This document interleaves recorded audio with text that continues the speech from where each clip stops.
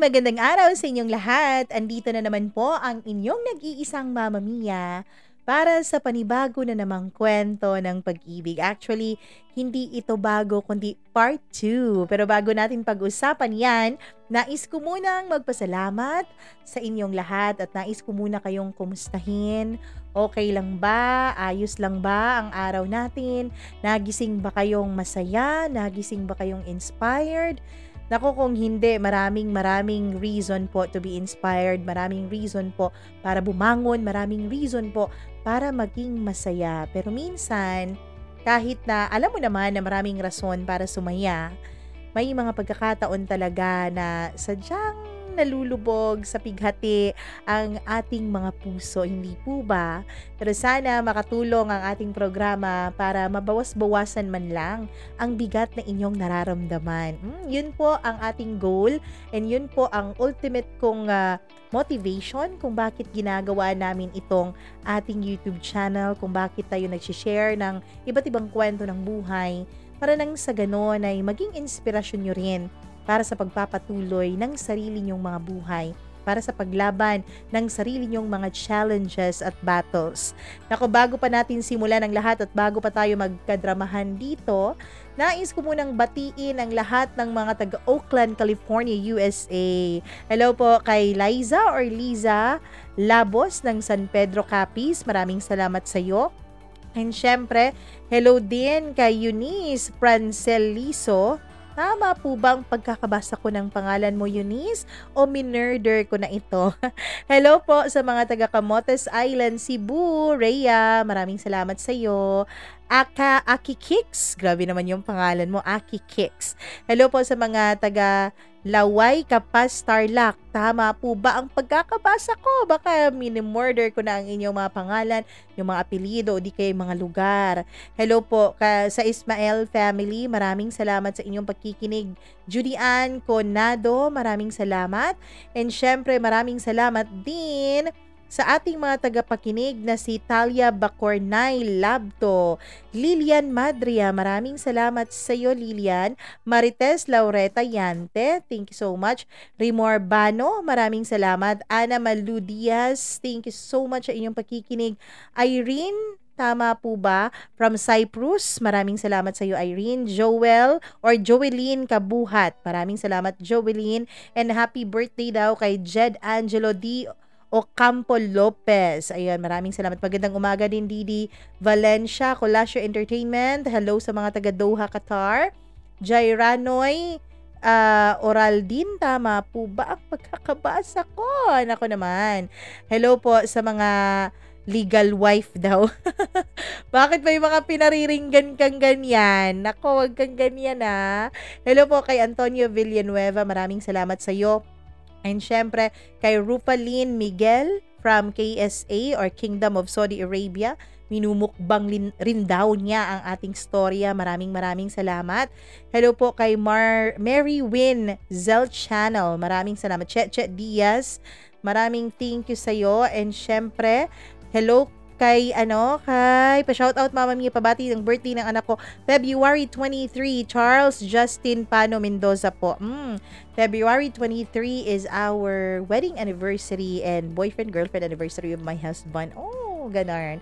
Hello po kay Riza Carlos, maraming salamat sa iyo. Cherry Garment na nakikinig po silang lahat.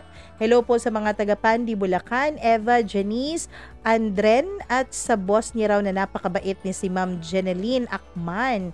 Galing yan kay Jessa Dairit. Maraming salamat. Hello po sa family niya sa may Hingoog City. Maraming salamat. Hello sa mga taga Abu Dhabi. Maraming salamat sa iyo and happy 89th birthday sa kanyang lola. Parang the other day ito. Oo, kasi the other day ito na comment Ngayon ko lang nabasa. Hello po from Hong Kong. Maraming salamat sa mga taga Hong Kong. Jocelyn, Chazzy, maraming salamat sa inyo. And syempre kay Roy Daanoy, thank you so much. God bless po sa lahat ng mga nakikinig at sa mga nagko-comment pa from Caloocan City. Maraming salamat, Faye. And maraming salamat din sa mga taga UAE, Ann Soto, Jennifer Gabao, maraming salamat sa Agabao family. And of course, sa Kalumpit, maraming salamat po sa inyong lahat. Lilian, maraming thank you. Gail, maraming salamat sa iyong pakikinig.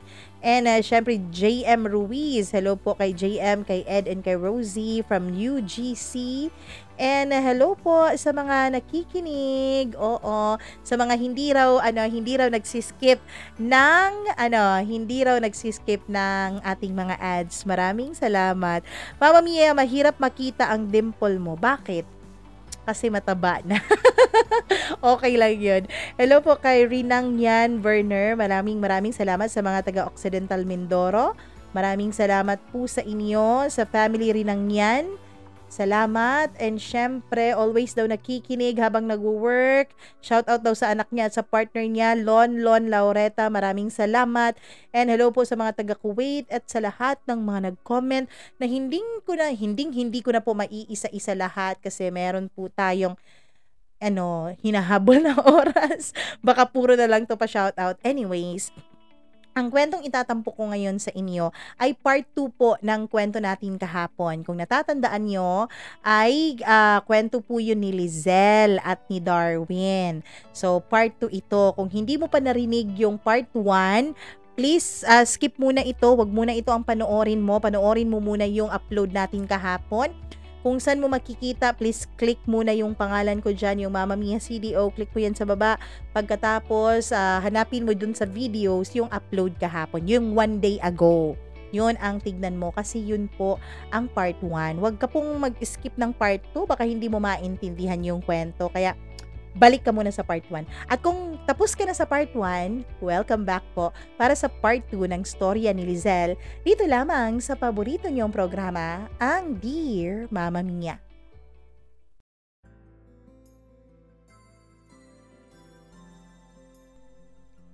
Mama Mia, kahit ayoko naman talagang umalis, kahit ayoko naman talagang iwan si Darwin, dahil sobra ko siyang minamahal, ay ano bang magagawa ko? Hindi ko naman pwedeng ipilit ang sarili ko sa kanya. Hindi ko pwedeng sabihin sa kanya na ako na lang ang piliin niya. Hindi ko pwedeng sabihin sa kanya na wag na niyang mahalin pa si Ann. Mama Mia, alam ko na masyado akong naging maramot nung hindi ko man lang pinigilan ang pagpapakasal naming dalawa. Ang naiisip ko kasi dati, Mama Mia, ay darating din ang panahon na matututunan din akong mahalin ni Darwin. Akala ko, Mama Mia, ay tuluyan na talagang nawala si Ann sa buhay niya. Pero hindi pala. Ako lang pala ang nag-e-ilusyon na magiging akin rin si Darwin.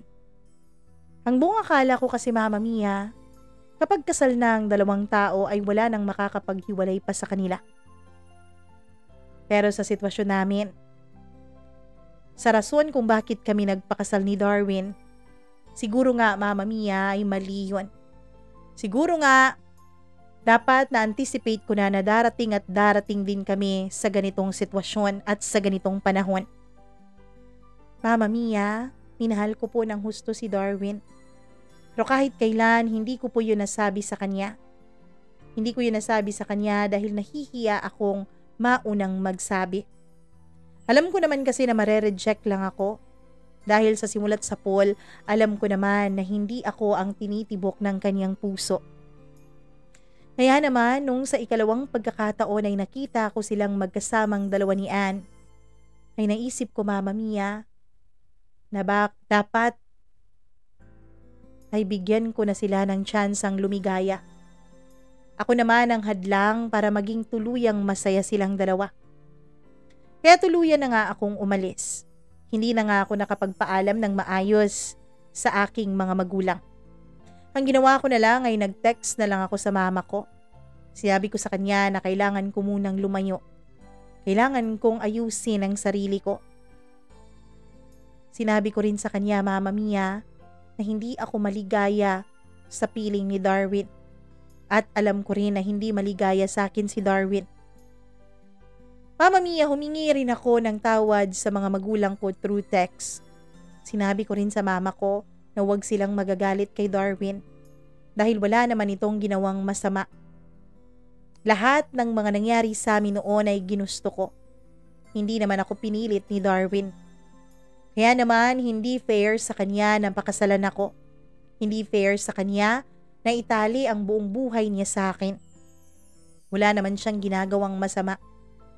Nakiusap ako sa mga magulang ko na sana ay huwag magbago ang pakikitungo nila kay Darwin. Na ako ang may kasalanan ng lahat at ako lang ang dapat nilang sisihin. Na ako lang at wala ng iba pa dahil naging makasarili ako. Pagkatapos kong ang ma-send ang text na yun ay nagpalit na ako ng number.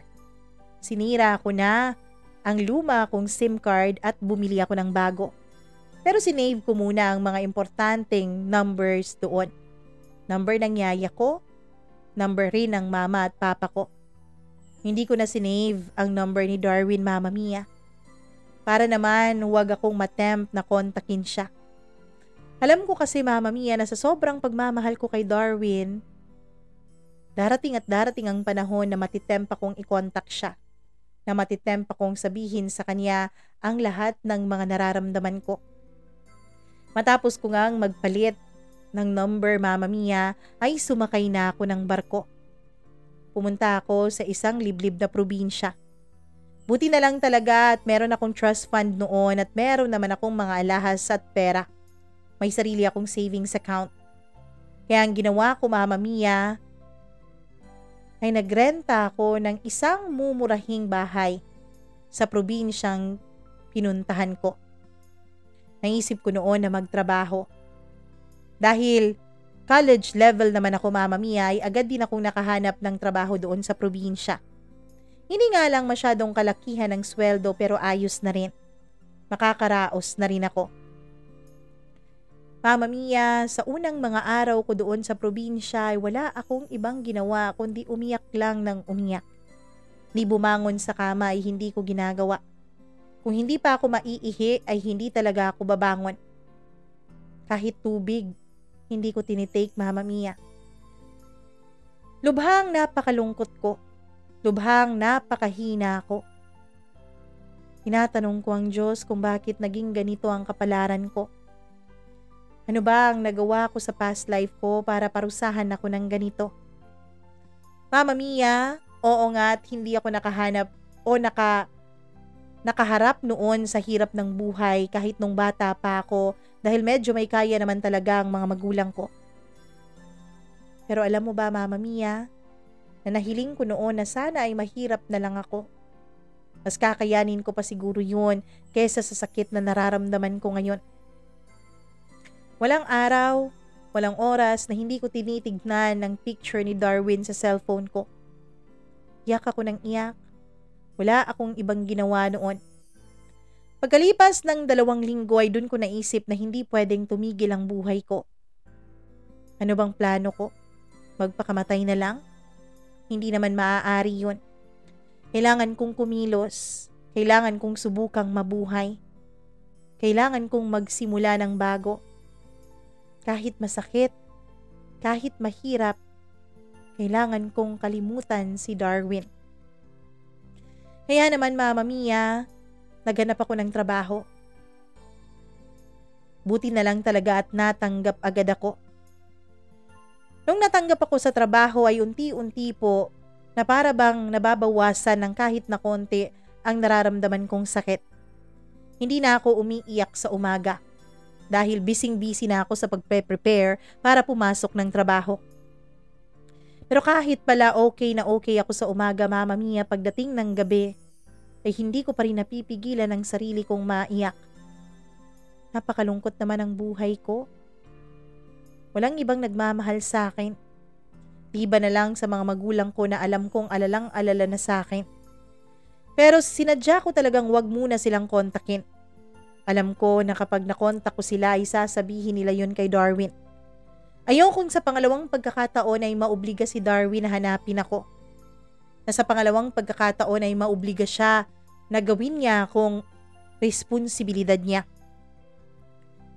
Mama Mia, nung magta3 linggo na ako sa trabaho ay dun ako nakaramdam ng kakaiba sa aking katawan. Dun ko naalala, hindi pa pala ako dinadatnan ng buwanan kong regla. Buntis kaya ako? Kinakabahan kong tanong noon sa sarili ko. Mama Mia, lagi po akong pagod. Hindi naman ako nasusuka. Wala rin naman akong naiisip na ibang pwedeng maging dahilan ng pagkapagod ko. Dahil hindi naman masyadong nakakapagod yung trabaho ko. Kaya naman, nung araw ng Sabado dahil day off ko ay naisipan kong pumunta sa isang OB-GYN. Mama Mia, dun ko nga nalaman na tama ang hinala ko. Nagdadalang tawa ko sa anak namin ni Darwin. Hindi ko maipaliwanag ang naramdaman ko noon. Masaya ba ako? Dahil nagbunga ang pagmamahalan at ang pagtatalik namin ni Darwin. Kahit na ako lang naman talaga ang nagmamahal habang nagtatalik kaming dalawa. O malungkot ba ako dahil mag-isa lang akong bubuhayin ng batang yon? Hindi ko alam, Mama Mia. Masaya na malungkot ang pakiramdam ko noon. Masaya dahil may alaala sa akin ang natatanging lalaking minamahal ko. Pero malungkot dahil hindi ko alam kung papaano ko ba itataguyod mag-isa ang anak ko. Wala pa akong alam sa pagiging magulang. Bata pa ako masyado noon. Pero naisip ko na ituloy ko na lang ang pagkakaroon ko ng anak. Kaya naman, Mama Mia, sinabi ko agad sa supervisor ko ang aking kalagayan. Buti na lang at pumayag naman sila na patuloy pa rin ako sa pagtatrabaho. Hindi naman daw yun makakaapekto. Magli-leave na lang daw ako kapag malapit na akong manganak. Mama Mia, habang buntis ako noon ay inaalalayan ako ng supervisor ko. Itago na lang natin siya sa pangalang Sir Lawrence. Si Sir Lawrence, Mama Mia, ay hindi po halata sa iba na isa po siyang bakla.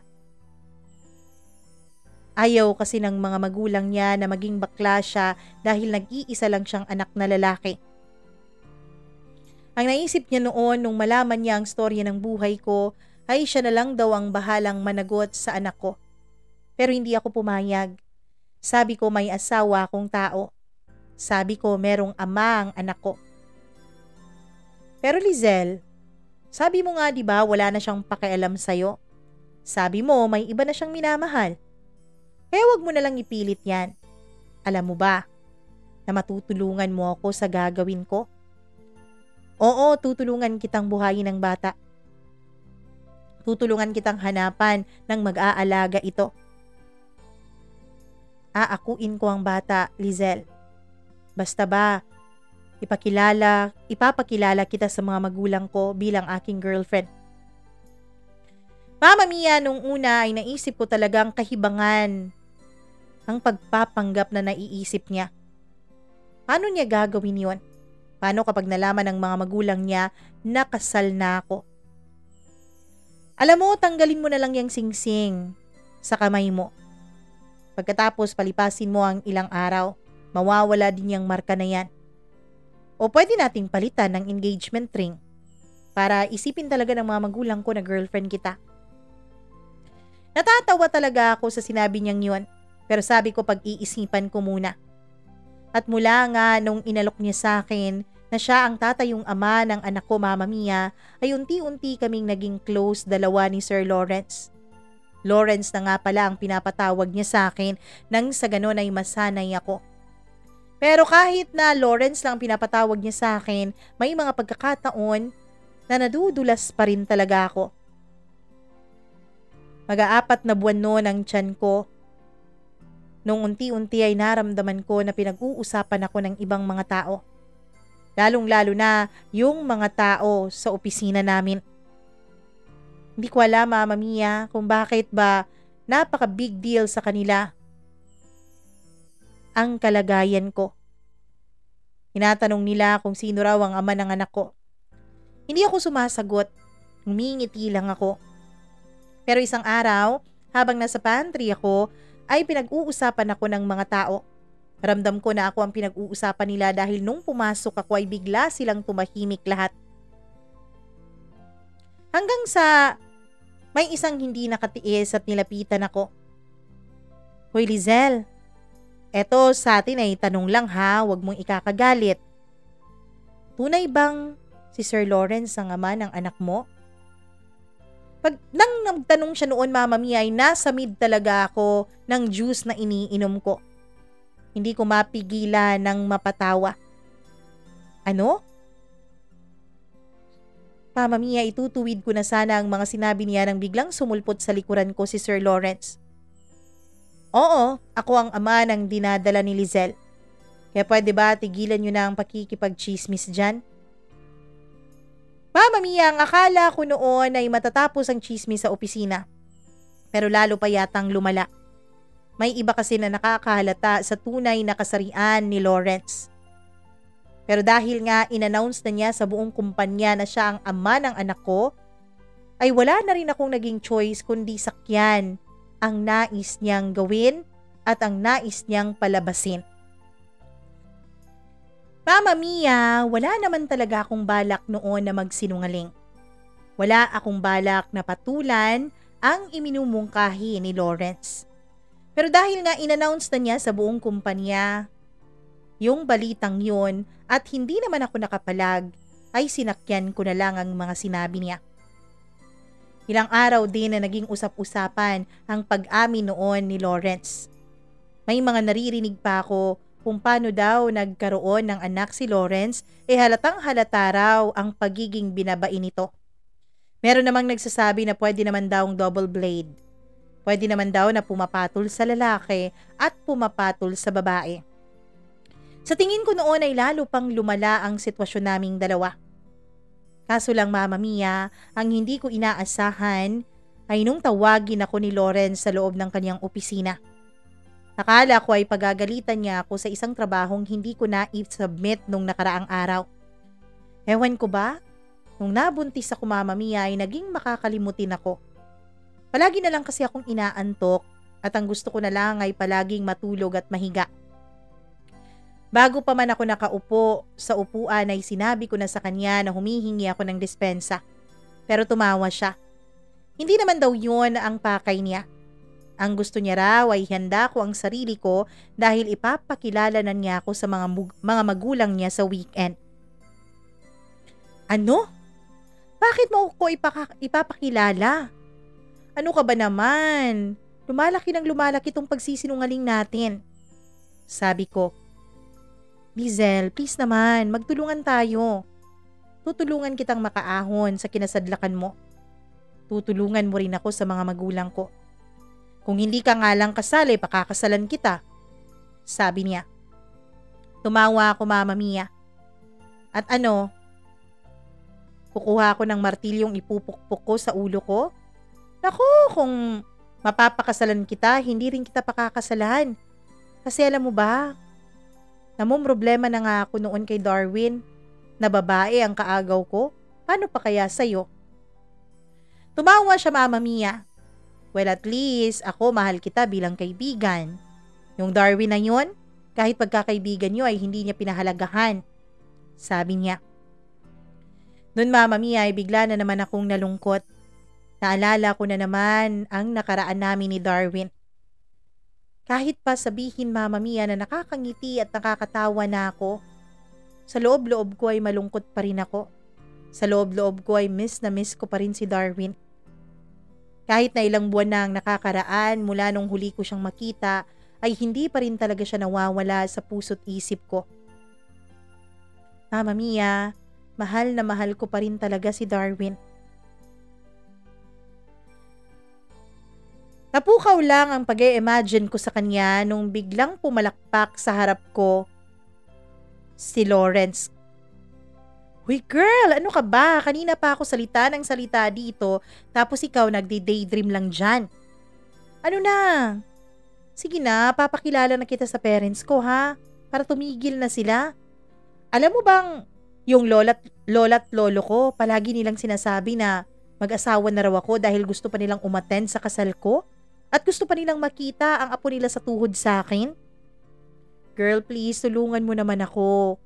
Ikaw lang talaga ang makakaahon sa hirap na kinasadlakan ko ngayon. Pagdadrama pa niya. At dahil sa kakulitan niya ay wala na rin akong nagawa kundi pumayag. Nung weekend nga na yun, Mama Mia, ay nag-set siya ng lunch kasama ang kanyang buong pamilya at ako. Nahihiya pa talaga ako noon. Pero wala na rin akong nagawa kaya pumayag na ako. Mama Mia, alam mo bang tuwang-tuwa ang parents ni Lawrence nung makilala ko? Siguro nga dahil sila rin ay nag-aakalang bading itong si Lawrence. Siguro nga may nararamdaman na rin sila tungkol sa kabaklaan nito. Kaya lang ngayon na may pinakilala siyang babae at buntis pa, ay nakampante ang mga magulang niya. Tuwang-tuwa ang papa niya lalo. Kaya naman agad akong natanggap sa pamilya. Habang kumakain ay hindi ko mapigilan ang makaramdam ng kurot ng konsensya. Paano ko ba nagagawang lukohin ang mga taong to? Napakababait nila sa akin. Tanggap nila ako. Sa katunayan, Mama Mia, inoferan pa ako ng mga magulang ni Lawrence na doon na lang sa kanila tumira. Pero ang sabi ko ay gusto kong tumayo kami ni Lawrence sa sarili naming mga paa. Kaya naman ang sabi ni Lawrence ay magrerenta raw kami ng isang townhouse. Bakit pa kayo magrerenta meron naman tayong isang bahay na walang nakatira. Sabi ng papa niya. Mama Mia, pagkatapos nga ng lunch na yun ay pinaayos ng papa niya yung bahay na titirhan namin ni Lawrence. Masayang masaya si Lawrence sa naging pagtanggap ng pamilya niya sa kanya. Kahit na peking pagtanggap yun, ay masayang masaya pa rin siya. Nayakap pa niya ako sa sobrang saya. Alam mo girl, Lizelle, hulog ka talaga ng langit sa akin. Promise, hindi kita pababayaan, lalong-lalo na yung anak mo. Kung pwede pa lang na maging ninang ako niyan Tumawa na lang ako sa sinabi niya. Mama Mia, wala kaming nagawa kundi ang tumira sa iisang bubong dahil yun ang nais ng kaniyang mga magulang. Para raw, maalagaan akong mabuti ni Lawrence. Pero nung nasa bahay na kami, ay naghiwalay kami ng kwarto. Alam ko kasi Mama Mia na magdadala siya ng lalaki dun sa bahay. Kaya naman, naisipan ko na hiwalay na lang kami ng kwarto. Pero may iba siyang mga damit na nasa loob ng kwartong tinitirhan ko para nang sa ganon, kapag dumalaw doon ang kaniyang mga magulang ay hindi naman magtataka ang mga ito. Lumipas ang ilang mga buwan hanggang sa dumating ang araw ng aking kapanganakan. Bago pa man ang araw na yon ay sinabi ko na kay Lawrence na huwag siyang pipirma sa birth certificate ng anak ko. Dahil si Darwin pa rin ang ilalagay ko doon. Dahil si Darwin pa rin naman ang ama ng anak ko. Doon ay nalungkot si Lawrence. Pero wala na rin siyang nagawa pa kundi pumayag. Mama Mia, isang baby girl po ang anak ko. Maganda, manang-mana ang kanyang buhok sa kulot niyang ama. Mama Mia, manang-mana sa akin ang buhok ng anak ko na kulot, pero yung mata at ilong ay manang-mana kay Darwin. Ewan ko ba, Mama Mia, nung makita ko ang anak ko ay ang saya-saya ko. Pero nung mapagmasdan ko siyang mabuti, ay biglang bumalik sa puso at isip ko ang lahat ng pagmamahal ko para kay Darwin, pati na rin ang lahat ng sakit. Nakita yun ni Lawrence at niyakap niya ako. Hindi mana sa'yo yung anak mo, no? Parang buhok lang yata ang nakuha sa'yo. Siguro mana to sa tatay, sabi niya. Kampante siyang sinasabi ang mga bagay na yun dahil kami lang namang dalawa sa loob ng silid ng ospital. Tumango ako. Tama ka. Mana nga siya sa tatay niya. Alam mo girl, ngayon sigurado na akong gwapo talaga yung Darwin na yan kahit hindi mo pa pinapakita sa akin ang picture niya. Sige na, pakita mo na. Alam ko naman may picture ka dyan sa cellphone mo Pangungulit niya pa sa akin para patawanin ako. Pero hindi ko kailanman pinakita kahit kanino ang picture ni Darwin. Ayoko kasi Mama Mia na may makakita sa kanya at makakilala. Kaya naman nilihim ko na lang ang lahat ng yon. Pagkatapos kong manganak ay tuwang-tuwa ang mga magulang ni Lawrence. Pero hindi nila alam na hindi nakaapelyido sa kanilang bata. Nagtatanong ako kay Lawrence kung paano namin malulusutan yon. Paano kapag nagtanong na ang mga magulang niya? Paano kapag dumating na ang araw na mag-aaral na ang anak ko? Ang pangalang ipapasulat ko sa kanya ay pangalan talaga ng kaniyang ama. Apelyido ni Darwin ang pinadala ko sa bata. Kaya naman alam kong mahihirapan kaming ipaliwanag sa mga magulang niya ang katotohanan. Pero ang sabi sa akin ni Lawrence, Mama Mia, ay tsaka na lang namin po problemahin ang bagay na yon kapag dumating na. Nung manganak na nga ako, ay lalo pa akong naging alagang-alaga ng mga magulang ni Lawrence. Kaya lalo pa akong nakonsensya. Mama Mia, kung ano-anong mga vitamins, mga gamit ng bata, gatas at kung ano-ano pa ang nireregalo nila sa akin halos linggo-linggo. Masayang masaya sila dahil ang buong akala nila ay apo nila ang isinilang ko. Hindi ko alam pero tinutubuan na ako ng konsensya. Kaya naman sinasabi ko na kay Lawrence noon na sana ay umami na siya sa mga magulang niya sa katotohanan. Pero ayaw niya pa rin. Ang gusto niya raw ay panindigan namin hanggat kaya namin ang bagay na yon. Mama Mia, sabi niya, ay aasikasuhin lang daw niya ang kaniyang mga papeles papuntang ibang bansa. Magsasama raw sila ng boyfriend niya doon at doon sila magpapakasal dalawa. Hindi pa kasi pwede ang same-sex marriage dito sa atin. Kaya doon sila magpapakasal sa ibang bansa. Nakiusap siya sa akin na sana tsaka ko na lang sasabihin kapag ayos na ang lahat. Pero lumipas ng mga taon ay hindi pa rin nagiging maayos ang mga papeles ni Lawrence. Nahihirapan sila dahil wala naman silang sponsor doon. Napakahirap raw kasing pumunta sa ibang bansa lalo na kapag wala kang sponsor. May pera naman siya, Mama Mia, pero kailangan daw na may isang taong willing na magsabi na siya ang nagpapunta doon kay Lawrence para agad siyang matanggap doon sa ibang bansa. Kaya naman natagalan. Hanggang sa nag 3 years old na ang baby girl ko. Doon, Mama Mia, ay unti-unti ko na siyang pinapasulat ng kanyang pangalan. Ang buong akala ko ay okay na ako. Ang buong akala ko ay matatagalan pa bago kami mabuking ng pamilya ni Lawrence. Pero isang araw ay pinuntahan ako ng kapatid niya sa opisina. Wala si Lawrence noon. Nakabakasyon, Mama Mia. Pero syempre ang sinabi namin sa mga magulang niya ay nasa conference ito. Pero hindi naman yun totoo. Nag-vacation leave siya kasama ang boyfriend niya. Mama Mia, hindi ko talaga maipinta ang mukha noon ng kapatid ni Lawrence. Ate niya yun. Pwede ba kitang makausap, Lizelle? Sabi niya. Importante po ba yan? Kasi marami akong gagawin. Pero pwede tayong mag-usap mamaya, sabi ko. Kaya naman, Mama Mia, pagkatapos ng trabaho ko ay pumunta kami sa isang coffee shop na walang masyadong maraming tao. Hindi ko alam kung ano ba ang pakay niya sa akin at kung bakit atat na atat siyang makausap ako.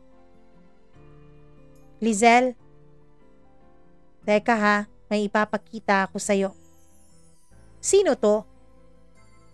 Mama Mia, nagpakita siya ng isang wedding picture. Wedding picture ko kasama si Darwin.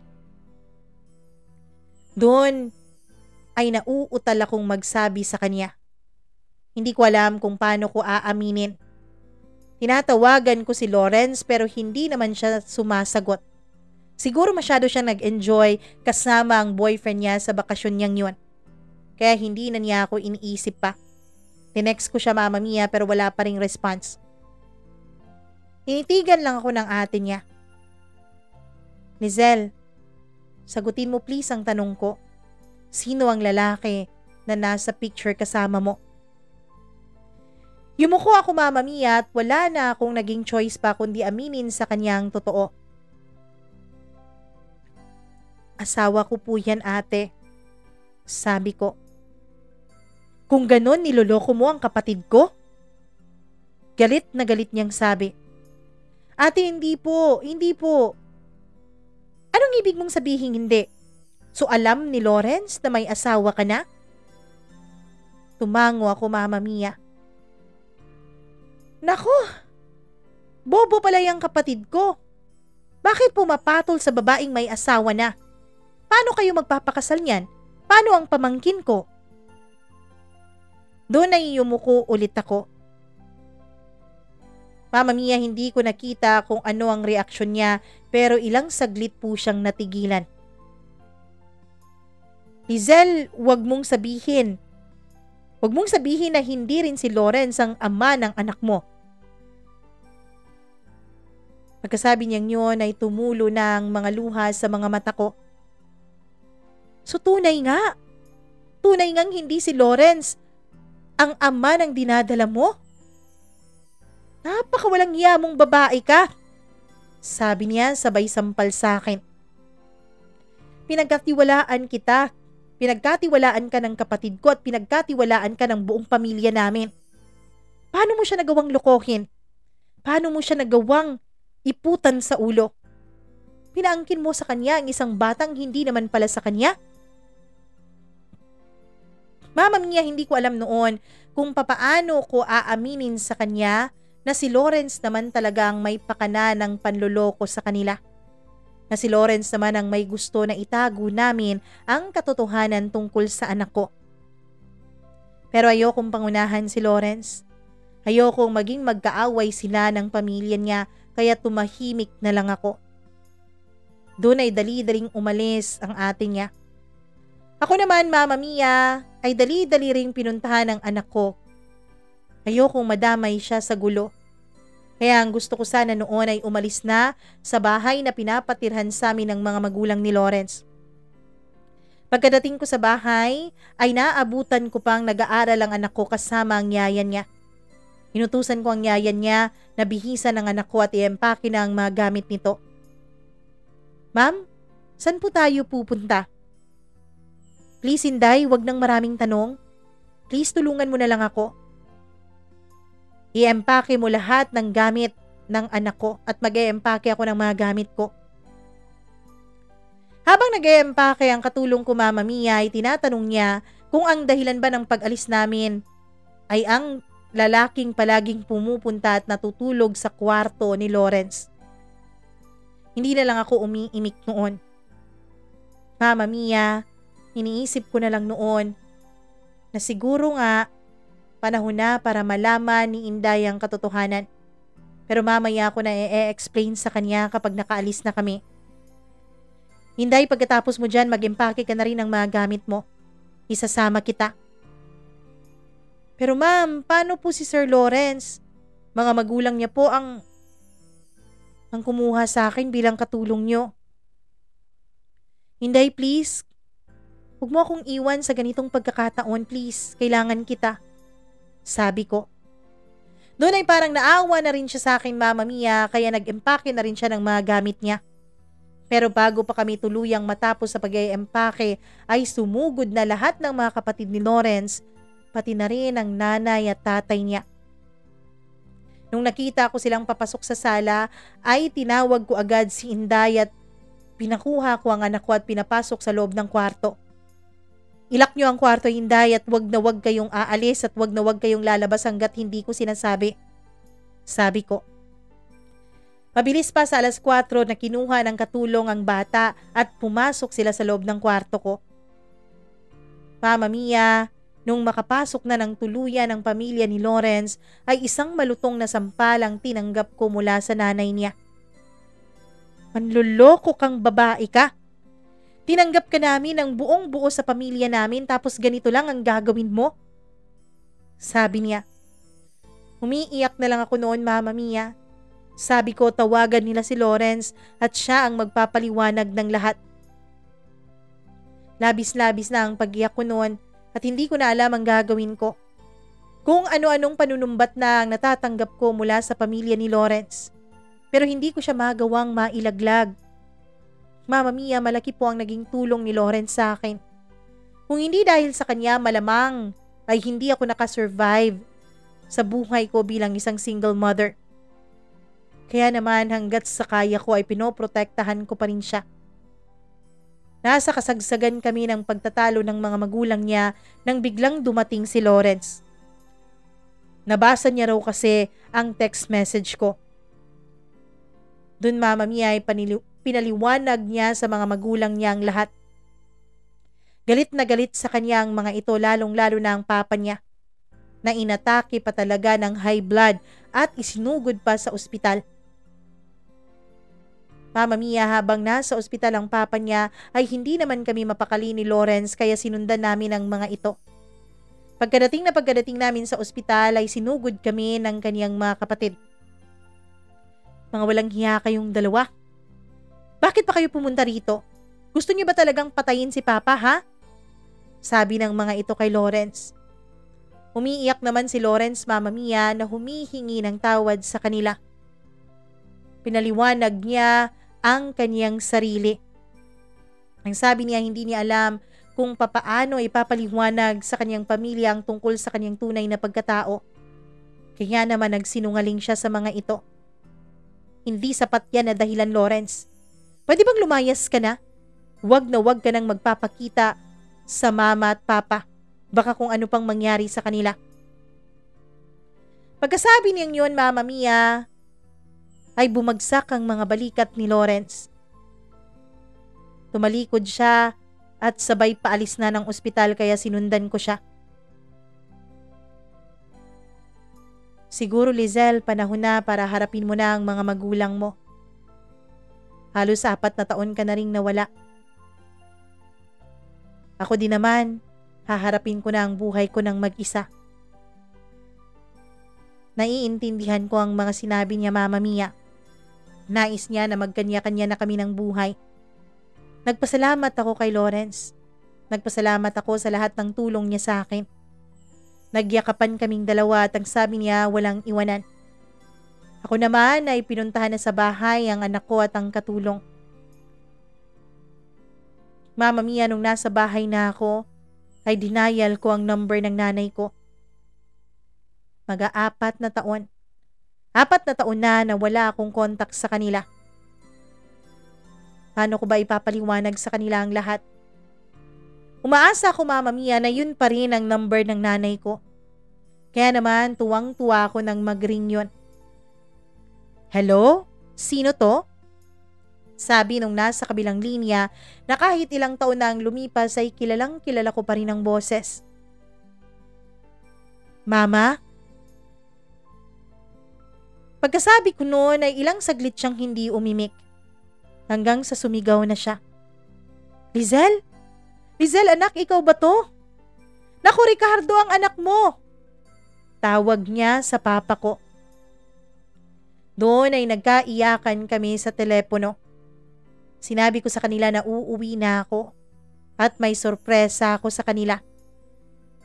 Pero nakiusap ako, Mama Mia, na huwag sanang sasabihin kay Darwin na pauwi ako.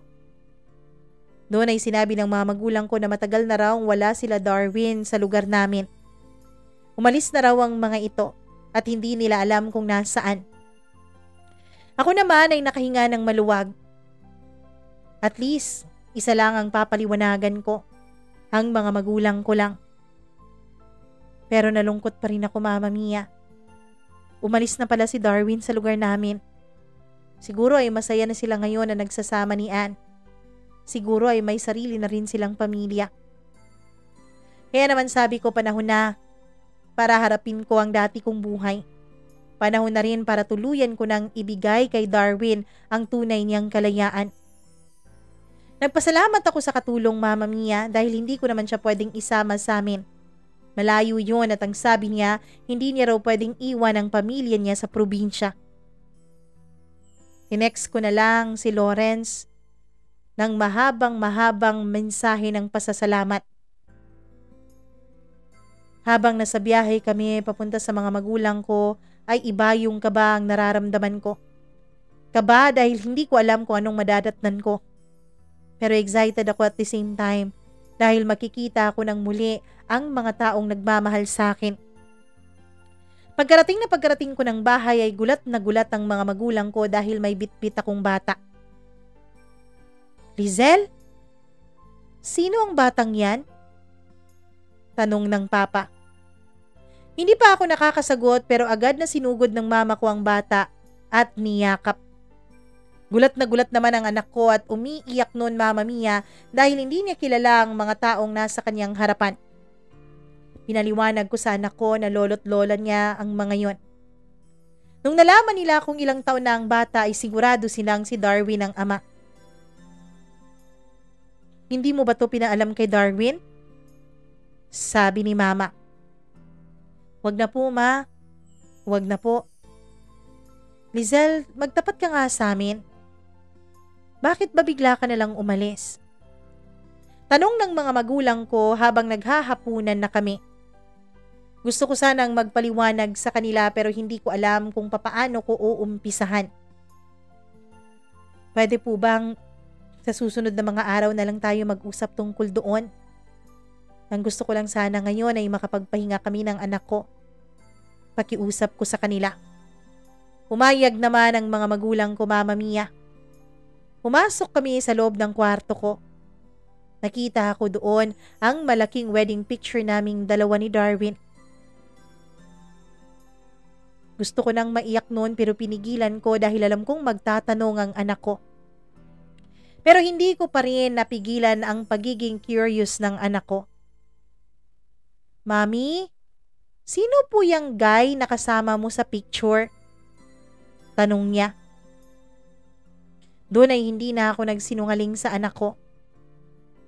Baby, siya ang Daddy Darwin mo. Daddy Darwin? Ibig sabihin dalawa po ang daddy ko? Ano si Daddy Lawrence? Tanong niya. Baby, si Daddy Lawrence ay kaibigan ng Mami. Pero si Daddy Darwin mo ay asawa ng Mami. Siya ang tunay mong daddy. Mama Mia, kumunot ang noo ng anak ko. Alam kong hindi pa niya naiintindihan ang mga pinapaliwanag ko sa kanya. Kaya niyakap ko na lang siya. Pinapatulog ko na ang anak ko noon.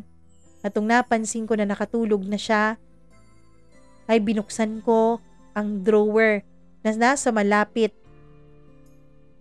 sa aking kama. Doon ko kasi naitago ang lahat ng wedding pictures naming dalawa ni Darwin. Mama Mia, kinuha ko yun. Isa-isa kong pinagmasdan yun. At sa bawat pictures na mahahawakan ko, ay tumutulo talaga ang mga luha sa mga mata ko. Kahit napakahabang panahon na ang lumipas, ay mahal na mahal ko pa rin si Darwin. Kahit mahabang panahon na hindi ko siya nakita, ay nananatili pa rin siya sa puso ko. Wala pa ring ibang nilalaman ang puso ko kundi siya lang. Mama Mia, hindi ko alam kung paano ako nakatulog nung gabing yon.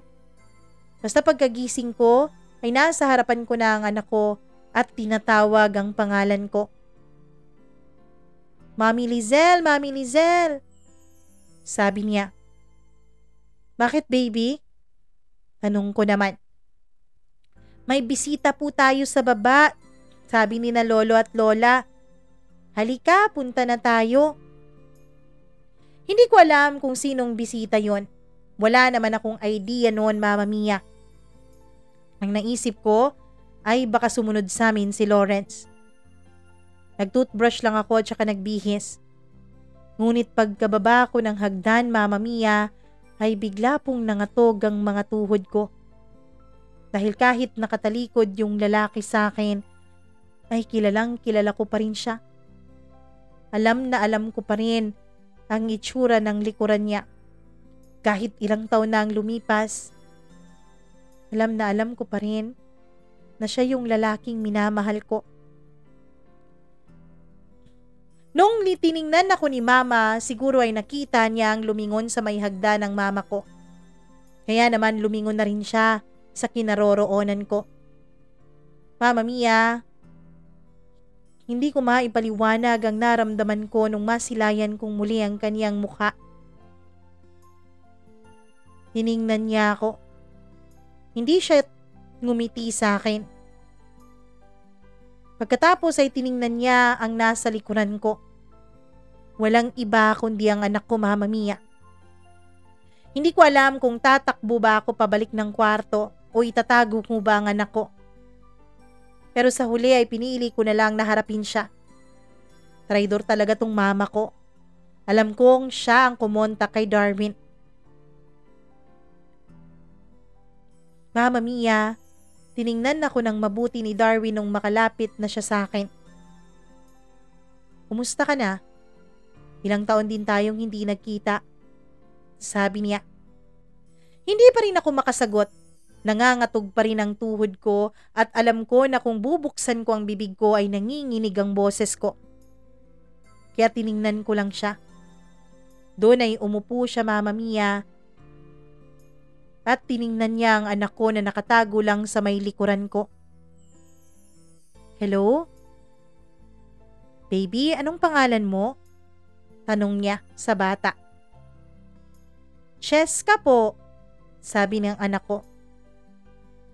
Kilala mo ba ako, Cheska? Tanong niya.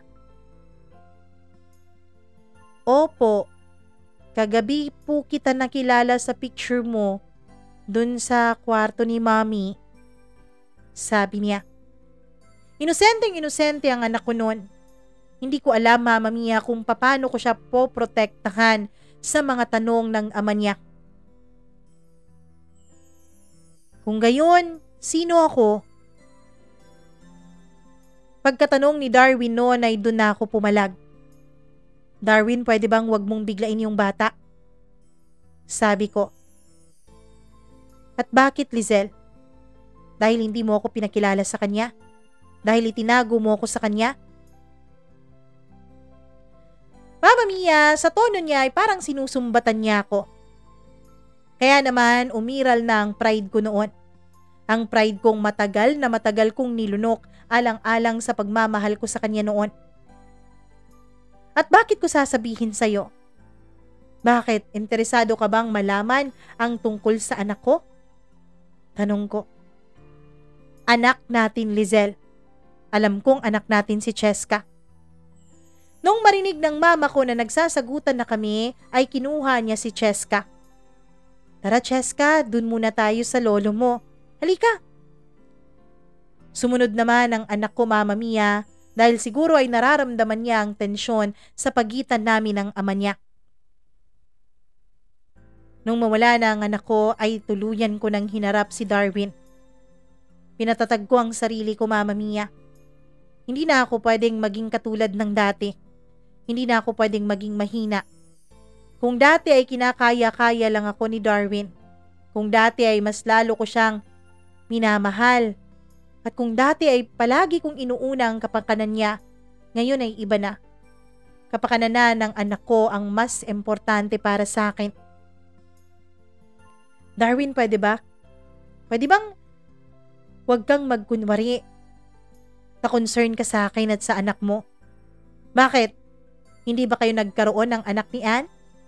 Bakit? Hindi ka ba masaya sa piling niya? Tanong ko. Ano bang pinagsasasabi mo dyan, ha? At bakit naman kami magkakaroon ni Ann ng anak? Tanong niya. Doon ay tumawa ako, Mama Mia. Darwin, pwede ba? Huwag ka nang magsinungaling. Aminado ako na may kasalanan ako dahil hindi ako kumibo nung tinanong ako ng mga magulang ko kung anong nangyayari sa atin sa loob ng kwarto ko nung mahuli nila tayo. Alam kong kasalanan ko dahil pinayagan kong maikasal ka sa akin kahit hindi mo ako mahal. Kahit na mahal mo pa si Ann. Kaya nga lumayo ako, Darwin eh. Kaya nga lumayo ako para bigyan ko kayo ng chance ang dalawa. Ano bang pinagsasabi mo, Lizelle, ha? Ano bang chance para sa amin ni Ann? Tanong niya. Hanggang ngayon ba, Darwin, magsisinungaling ka pa rin? Bago pa naman may nangyari sa atin, si Ann naman talaga ang mahal mo. Nagkakaproblema nga kayo ni Ann, kaya may nangyari sa atin, hindi ba?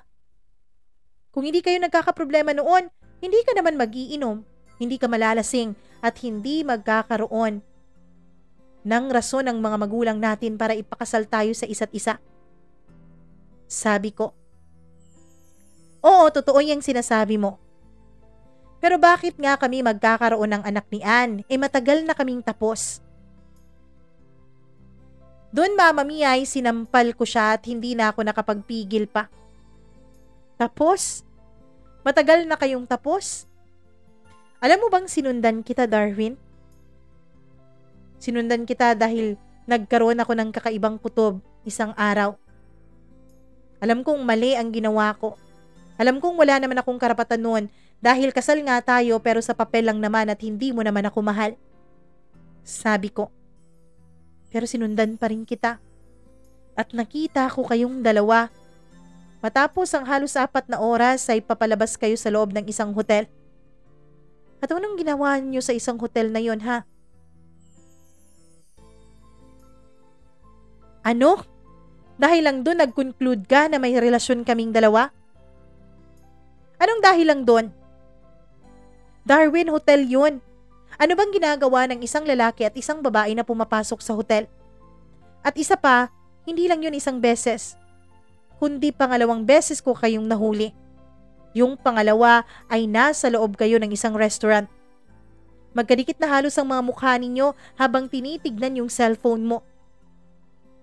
Alam mo ba yung naiisip ko nung mga panahon na yon? Ang ganda-ganda niyong tignan. Halatang halata na masayang masaya kayo sa isa't isa. Halatang halata na ako lang ang humahad lang sa kaligayahan ninyong dalawa. Kaya nga pinalaya kita, Darwin. Binigyan kita ng kalayaan dahil gusto ko na maging maligaya ka kahit hindi mo ako kasama. Oo, Darwin. Kaya hindi ako pumalag noon na ipakasal tayo ng mga magulang natin sa isa't isa dahil minahal kita mula pa noon. Umaasa ako na kapag kasal na tayong dalawa ay matututunan mo rin akong mahalin. Umaasa ako na dahil asawa mo na ako, ay oobligahin mo na ang sarili mong mahalin ako. Pero na-realize ko habang magkasama kayong dalawa ni Ann na hindi pala talaga napipilit ang puso sa kung sino man ang gusto nitong itibok. Kaya please, Darwin, please lang, palalayain ko na kayo ni Ann. Magpa-file na ako ng annulment para sa kasal natin. Pero please lang, huwag mong kunin sa akin ang anak ko. Pwede mo siyang dalawin. Siya nga pala, ikaw naman ang nakasulat sa birth certificate ng bata. Pero wag mo naman sanang biglain ang anak ko. Ayokong magkaroon siya ng trauma.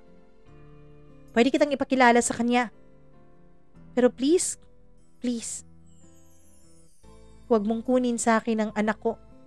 Siya na lang ang natatanging meron ako. Pagkasabi ko noon, Mama Mia, ay tanilikuran ko siya at tumakbo ako papasok ng kwarto ko. Ilang beses siyang kumatok pero hindi ko siya pinagbuksan. Sabi ko umalis na siya. Sabi ko wag na siyang magpakita sa akin at mag-text na lang siya kay Mama kung gusto niyang dalawin ang anak ko. Ang nais ko sana noon, Mama Mia, na wala ako kapag dumadalaw si Darwin sa bahay. Dahil sa totoo lang, nung muli kaming nagkita, ay nakumpirma ko sa sarili ko na kahit gaano pala katagal ang lumipas ay siya pa rin ang tinitibok ng puso ko. Hindi ako lumabas ng buong araw noon.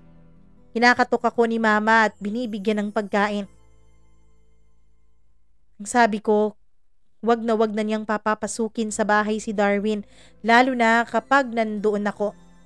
Pwedeng pumasok si Darwin pero sana yung wala ako sa bahay. Pero kinabukasan, Mama Mia, ay nagulat na lang ako. Maraming bulaklak sa ibaba. Hindi lang isang bouquet kundi marami. Tinanong ko si Mama kung saan to galing. Ang sabi niya kay Darwin. Nakiusap sa akin ang Mama ko na pakinggan ko raw ang paliwanag ni Darwin. Dahil matagal na panahon raw ang nasayang sa aming dalawa. Kaya sana kahit sa huling pagkakataon ay pakinggan ko ang paliwanag niya. Ilang araw pa akong nagpakipot noon, Mama Mia. Ilang araw akong hindi nakikinig sa mama ko. Hanggang sa yung anak ko na ang nakiusap sa akin na kausapin ko raw ang Daddy Darwin niya. Kaya naman, Mama Mia, alang-alang sa anak ko, alang-alang sa magiging sitwasyon namin kapag magko-co-parent na kami, ay kinarap ko si Darwin. O ano, handa ka na bang pag-usapan natin kung paano ang magiging sistema natin sa anak natin? Dire-diretso kong tanong sa kanya. Pwede bang wag muna si Cheska ang pag-usapan natin, Lizelle? Pwede ba yung tungkol muna sa ating dalawa?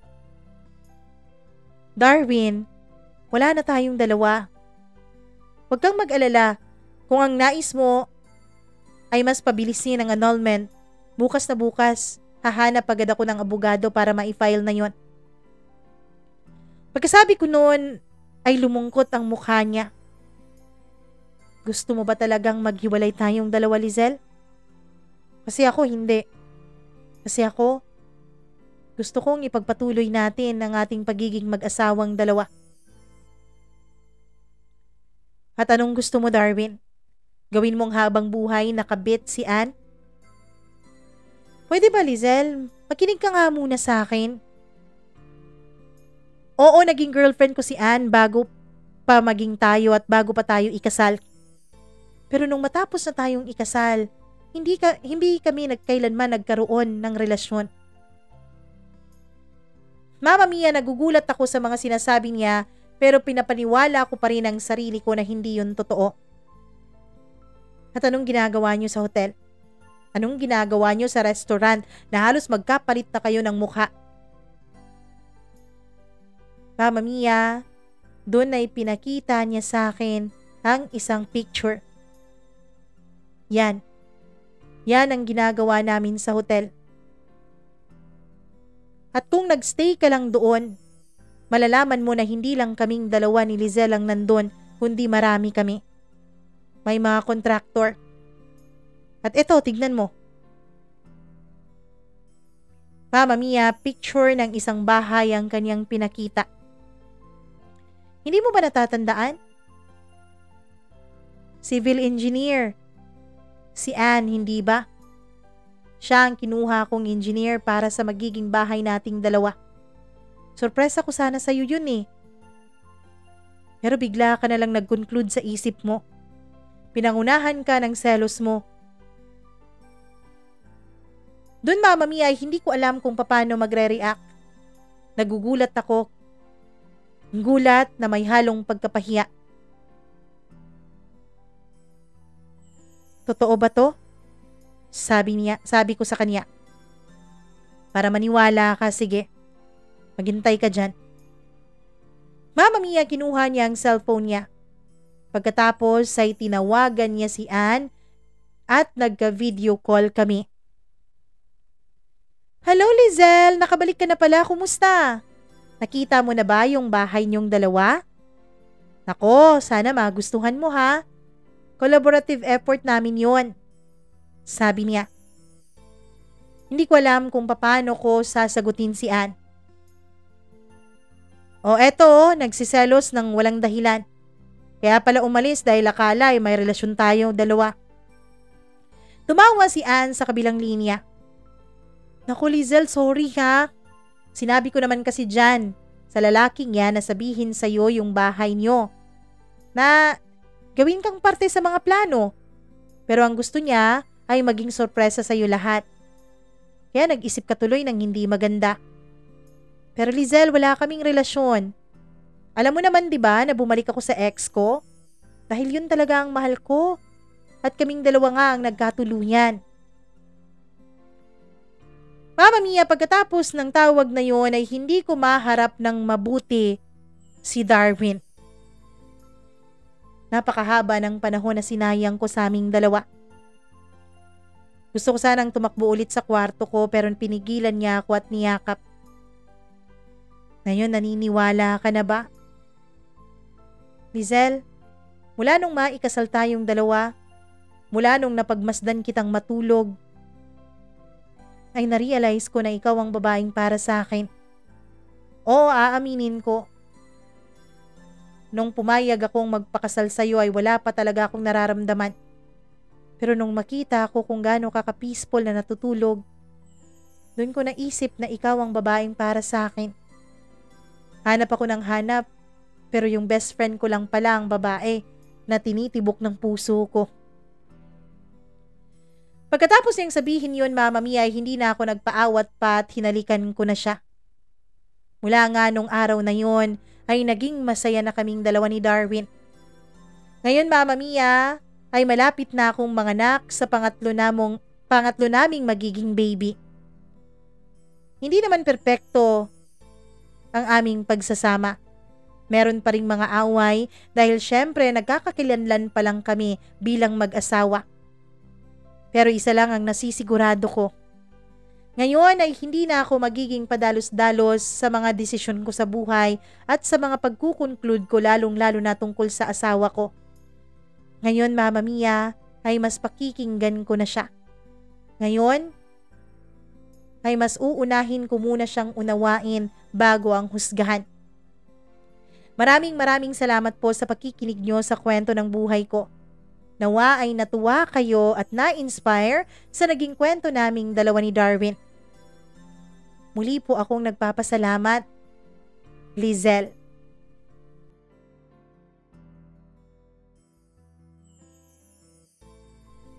Napakaganda naman at parang fairy tale ang kwento ng buhay ni Lizelle. Tayong mga babae, meron talaga tayong ganun na pag-iisip. Siyempre siguro, likas sa karamihan sa atin yung pagiging selosa, yung may insecurities, lalong-lalo na kung dun sa ex, 'di ba? Pero, tama naman si Lizelle. Bago ka gumawa ng ibang hakbang, dapat ay pag-usapan niyo muna. Lalo na't kung mag-asawa na kayo o kung may relasyon kayong dalawa. Ang pinaka-importante po sa isang relasyon ay ang communication. Dapat magiging healthy yun, open, para nang sa ganun ay magkaintindihan. Nang sa ganun, ay mas magiging smooth ang takbo ng lahat.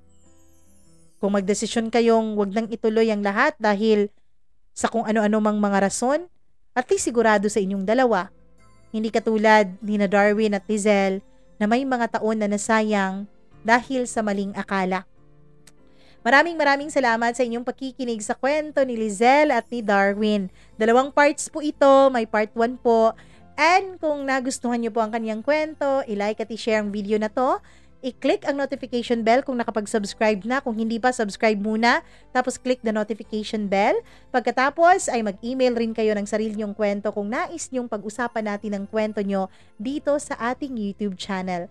Muli po ay nagpapasalamat ako sa inyong pagsuporta at sa walang sawa niyo pong panunood at pakikinig sa mga kwentong ating itinatampok.